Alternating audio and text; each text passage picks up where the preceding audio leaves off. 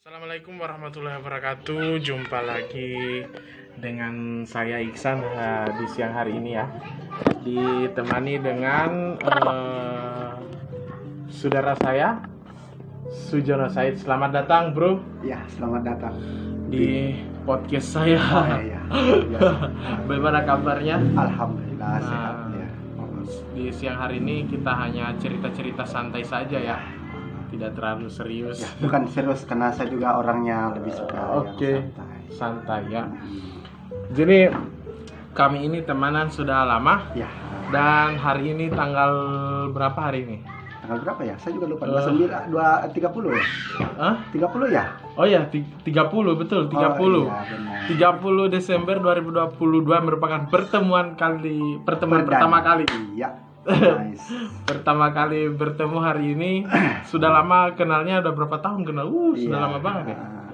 Woi, sudah lama banget. Kawan dunia maya. Kawan dunia maya. Dan hari ini dia menyeberang ke Pulau Muna, Ya. berkunjung ke rumah saya, Ya. dan sebentar lagi akan melangsungkan rencana untuk menyempurnakan agama. Ya, menyempurnakan. Ya, itu rencana menyempurnakan agama. Jadi sebelumnya di Makassar dan saat ini sudah berdomisili di Sulawesi Tenggara. Super sekali. Dan karena siapa di sini? Karena yang punya podcast ini. Oh iya, punya podcast. Dan hari ini pertemuan tidak direncanakan. Saya tadi sebenarnya lagi ngurusin bayi. Iya. Karena punya bayi ya, punya anak kecil. Tiba-tiba ada yang siapa yang assalamualaikum. Wih, kaget juga saya, ternyata dirimu yang datang di Iya, rumah. Betul. Kurang ajar benar saya ini. Dan yang lucunya lagi, tadi pas kita ke masjid, Iya. kamu ditunjuk khutbah. Aduh. Dan itu gara-gara saya juga. Iya. Betul. Tapi alhamdulillah ini, bro, Ya. tadi itu alhamdulillah Hmm.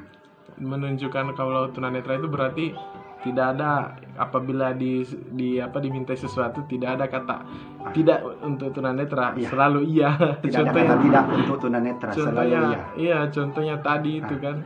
Iya. Jadi rencana kali ini apa nih? Coba ceritakan dulu, setelah sampai di Sulawesi Tenggara nih, apa yang dirasa?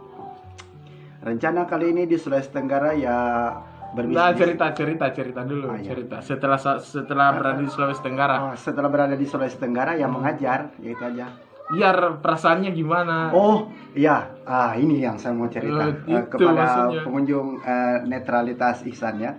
Jadi selama saya di Sulawesi Tenggara, perasaan adem ini loh yang saya rindukan. Adem. Ya adem, karena sejak saya ngajar itu pertama kali, Mas Ihsan dan pemirsa, penonton dan lain-lain, viewers apapun itu sebutannya, saya sudah merindukan suasana desa dan ada kerinduan yang tersendiri untuk mengajar di suasana desa. Pertama pengennya ngajar di kampung. Tapi 2018 itu ya, saya ceritain ya. Nah, 2018 itu kebetulan dengar ada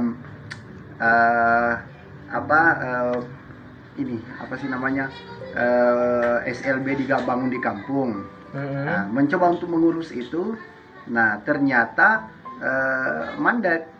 mandek yayasannya. Jadi akhirnya saya katakan sudahlah, saya ke Kendari. Itu pun juga karena diajak oleh adik, tapi saya tidak langsung mau. Justru saya bilang, kenapa kok ajak saya? Saya ini sudah kerasan di Makassar. Ternyata saya ke Kendari di nikahannya adik tahun 2020. Wonderful. Ini yang saya rindukan. Iya. Oh, jadi sebelumnya sudah pernah datang di Kendari? Sudah berapa kali? Oh, berarti ketika mengajar di sini bukan pertama kalinya juga ke Bukan. Kendari. Iya, bukan hal pertama. Tapi itu hitungan hari ya. Ya, hitungan hari. Sekarang sudah berbulan-bulan di Ya, sini. alhamdulillah sudah 1 semester. Sudah pernah keluar dari tempat tinggal saat ini? Untuk sebelum Kerahan, untuk wilayah kota Kendari pernah kemana? Ya paling ke toko 37 komputer. Oh, ke toko. Kalau sama teman-teman tunanetra di sini? Sudah ke rumahnya Ustadz Haji Hanafi, terus ke rumahnya Bang Laude Idrus. Terakhir kemana ya? Ya terakhir ya sudah. Pemirsa. Tidak apa-apa. Terakhir ya HP baru lumayan. Terakhir ya ke sini. Iya, terakhir ke sini. Iya, itu. Jadi terakhir hari ini terakhir ke sini berkunjungnya ya? Iya, jadi setelah ke 37 komputer ke rumahnya Pak Haji Hanafi, rumahnya Bang Laude Idrus, terakhir kayaknya ke sini deh. Bang Laude di mana rumahnya? Di Raha? Di Kendari. Di rumah keluarganya mungkin. Ya, biasalah urusan bisnis. Cuma saya tanya, selain alasan ya, alasan untuk mencari kesunyian, kedamaian, kan itu tempat ngajarnya kayak semacam di hutan gitu ya. Iya. Bukan lagi kampung tapi hutan ya, itu. Di atas gunung tempat ngajarnya sekarang. Kemarin kan sudah nyaman itu tinggal di Makassar tuh di SLB, tidak usah kita sebut karena di sini tidak boleh kita menyebutkan merek, instansi. Ya, oke. Ya, di SLB sebelumnya itu di situ nyaman, ada asrama, terus lumayan lah di tengah-tengah kota. Kenapa mau pindah ke kampung? Ya, ada kerinduan untuk kembali ke kampung. Yakin cuma itu? Iya. Ya, yakin. Oh, yakin. Iya, ada kerinduan untuk kembali ke kampung, tetapi ya mungkin sudah jalan Tuhan dan ya adalah rencana lain yang sedang dipersiapkan. Iyalah, dan itulah namanya liku-liku kehidupan kan. Ya, benar ya. Jadi selain kesibukan ngajar untuk saat ini tidur. Tapi kemarin saya sempat baca tulisannya di blog apa nama blognya? Oh iya, Gagasan Lelaki Biasa. Nah, kalau itu tidak apa-apa tuh. Oh iya. Gagasan Lelaki biasa.blogspot.com. Itu kalau teman-teman mau kunjungi blognya. Gagasan Lelaki Biasa ya. Yang tidak punya apa-apa. Tidak. Oh iya. Tulisannya Gagasan Lelaki Biasa. Artinya lelaki biasa yang hanya punya gagasan, tidak punya yang lain. Oh, justru dari gagasan itu banyak yang lain. Mempunyai yang lain-lain. Oh, gitu. Karena kepunyaan itu berdasarkan dari gagasan. Itu dia yang saya suka dari kawan saya ini. Memunculkan suatu kepunyaan itu biasanya dari gagasan. Makanya gagasan itu banyak memunculkan sesuatu. Iya, dari gagasan yang silakan diikuti kalau menurut Anda benar, kalau tapi sesat jangan. Kalau teman-teman mau ikut tidak apa-apa, ikut saja. Tulisannya ini lumayan bisa menarik, ada cerita kisah hidup juga ada ya? Ada kisah hidup. Kalau YouTube-nya ada juga ya? Tapi kayaknya untuk sekarang tidak dulu, kecuali kalau sudah beli Cambridge boleh. Oh, ini tapi dicari aja, sudah pernah bikin konten beliau dia. Gagasan Lelaki Biasa di YouTube ada. Gagasan Lelaki Biasa. Luar biasa. Nah, dan sebentar lagi beliau ini akan melangsungkan pernikahan ya. Pernikahan yang keberapa? Yang pertama. Pertama. Oh iya, maaf ya, pertama. Amin. Yang pertama, yang keberapanya itu kita tidak tahu nanti keberapa. Kita berharap yang pertama dan terakhir. Tidak apa-apa juga. Tidak usah berharap begitu. Kenapa? Karena agama tidak bilang begitu. Ya, agama tidak bilang begitu, tapi cintaku padanya tidak seperti itu. Biasa kalau laki-laki itu ngomongnya. Tapi bukan gombal ini ya, guys ya. Ini murni. Ya, kita harus hati-hati juga ini karena gagasan lelaki biasa. Iya. Iya, betul. Lelaki biasa itu syarat dengan kesesatan bisa jadi. Ya. Kan kita tidak tahu lelaki biasanya ngapain. Ya, biasa di luar. Biasa ngibulin. Ya benar juga itu. Ada juga di dalam biasa. Oh ya, biasa di dalam. Naruh duit. Ya, bukan naruh yang lain ya, jangan diikuti itu. Itu ya. Sip. Lanjut. Pelajaran yang dapat dipetik setelah pindah dari satu tempat ke tempat lain? Ya. Terima kasih. Jadi dulu waktu saya di Gagasan Lelaki Biasa lagi. Dulu waktu di Makassar, saya berhadapan dengan tunanetra yang dengan masalahnya juga. Tetapi begitu saya sampai ke Kendari, kita diperhadapkan dengan anak-anak yang produktif ya. Anak-anak dengan usia yang betul-betul usia sekolah, dengan problematika keluarganya juga. Saya banyak belajar. Saya kan dulu suka baca nih bukunya Asma Nadia dan Helvitiana Rosa. Oh, yang itu ya? Ya. Saya tidak tahu. Oh, yang itu. Yang penulis itu. Nah, jadi saya banyak baca, salah satunya misalnya jangan bercerai bunda, catatan hati seorang istri, dan lain-lain sebagainya. Itu saya banyak baca itu. Kalau catatan hati seorang istri saya juga tahu. Oh, tahu ya. Di sebuah stasiun televisi. Oh, itu film? Oh iya, film yang saya tahu. Iya.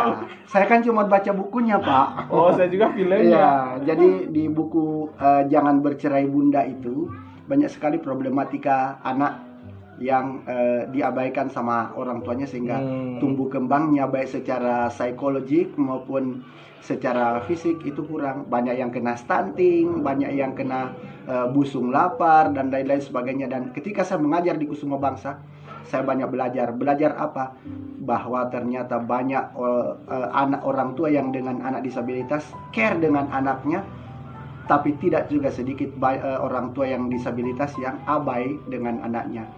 Dan saya juga pernah mengikuti training pola asuh disiplin positif, dan apa yang saya peroleh baik dari pola asuh disiplin positif dan psikologi perkembangan anak yang saya pelajari, itu saya betul-betul dapatkan realnya di lapangan setelah saya berada di SLB tempat saya sekarang mengajar ini. Saya pernah dengar autis itu banyak yang real bukan dari bawaan loh. Ya, banyak yang karena sosial. Ya, perilaku sosial dari perilaku keluarga. Sosial dari keluarga. Ya, dari masyarakat juga. Makanya itu penting sekali ya. Oh iya, sangat. Itu pelajaran di lingkungan, pelajaran yang dapat dipetik di lingkungan kerja. Ya. Sekarang pribadi siap. tidak bisa, harus jujur ini, harus jujur. Iya, jujur. Ya, kan netral. Ya, netral. Oke. Karena kan kita tidak sebut siapa-siapa di sini. Jadi coba bisa diarahkan. Saya mau pengen mengerti. Apa itu?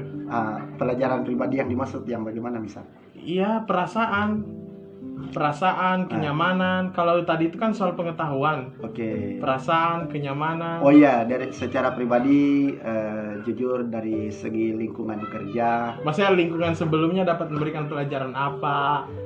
Ya, lingkungan sebelumnya dapat memberikan pelajaran untuk kepribadiannya. Kepribadian. Kan kita ini kan untuk membentuk satu pola pikir dari segi kepribadian itu kan dapat distimulasi juga dari lingkungan, stimulus dari lingkungan. Salah satunya politik praktis.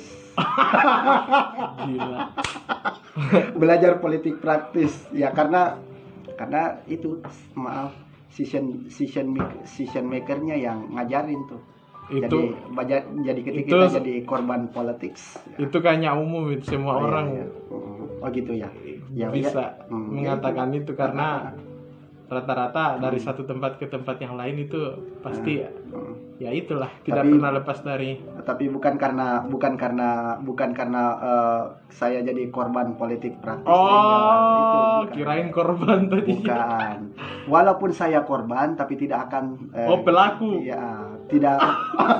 Walaupun saya jadi korban politik praktis, tapi bukan hanya karena, kan biasa tuh ada yang hanya karena jadi korban dia resign terus pindah ke tempat yang baru. Saya enggak.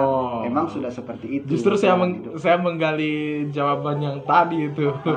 Akhirnya sampai juga ya. Sampai. Saya kan tidak mau bertanya resignnya karena apa. Ya, jadi resign murni karena pengen ngedeso. Oh, ngedeso. Ya. Karena walaupun kita. Tapi zaman sekarang ini banyak orang yang tidak mau ngedeso. Ya. Pengennya orang maju. Biarin aja. Biarin aja.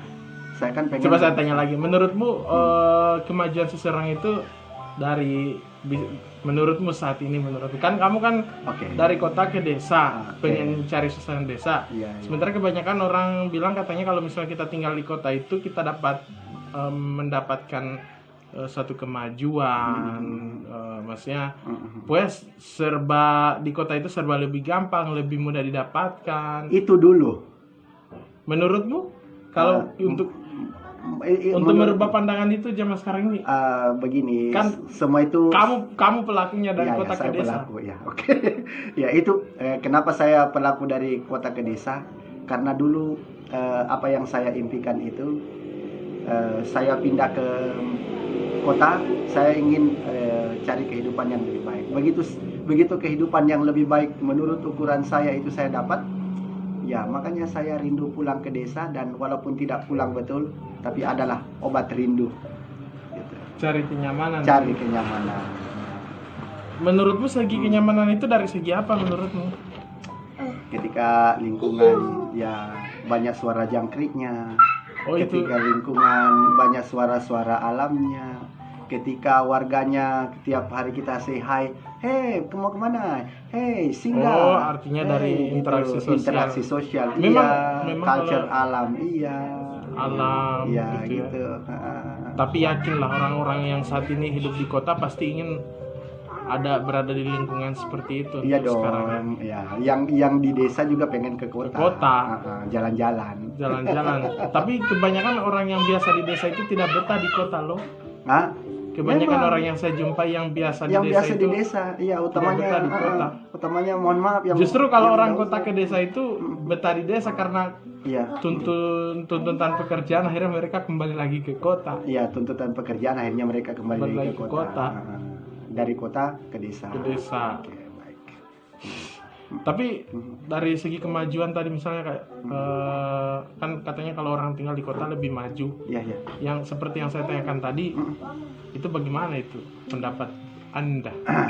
Katanya tinggal di kampung tidak maju. Itu tidak salah.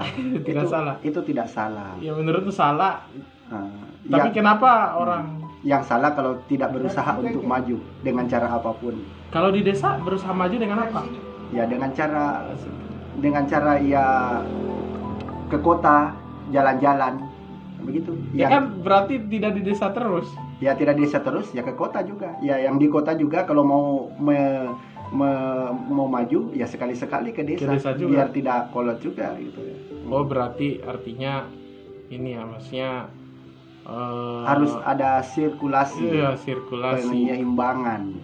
Yang dari kota ke desa sesekali ngintip suasana desa. Yang dari desa ke kota sesekali jalan-jalan cuci mata gitu. Baru udah itu pulang lagi. Bahkan saya sempat bilang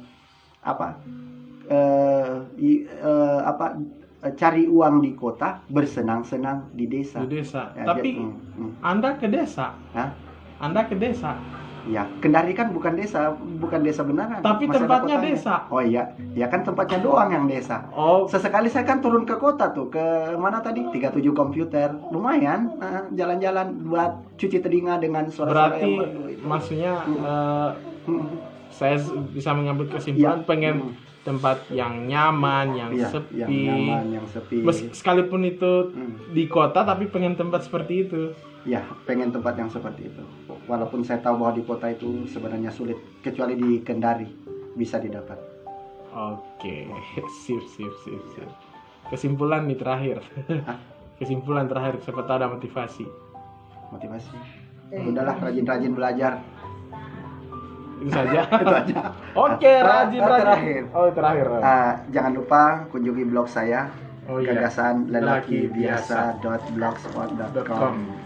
YouTube belum saya update, jadi yang mau berkunjung silakan. Tapi sudah ada itunya loh. Ya sudah banyak, lumayan 14. Lumayan. Oke, sobat ya, terima kasih. Salam, bye bye.